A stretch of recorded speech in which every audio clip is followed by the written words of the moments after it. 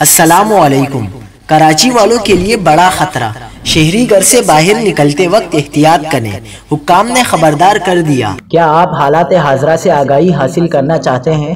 خبر کے پیچھے چھپے اصل حقائق جاننا چاہتے ہیں تو ابھی سبسکرائب کیجئے جلمل پاکستان کو اور ساتھ ہی گھنٹی کے نشان پر کلک کر دیں۔ آپ کو بتاتے چلیں کہ کراچی میں جرائم کی صورتحال کے حوالے سے سی پی ایل سی نے جنوری سے ستمبر تک کے اعداد و شمار جاری کر دیے ہیں۔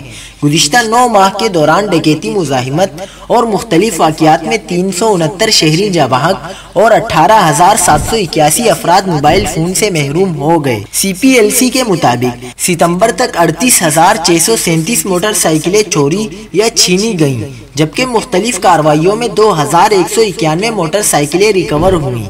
رپورٹ میں کہا گیا ہے کہ جنوری سے ستمبر تک 18,781 موبائل فون چھینی یا چوری ہوئے، جس میں سے پولیس نے 1,370 موبائل فون ریکور بھی کیے۔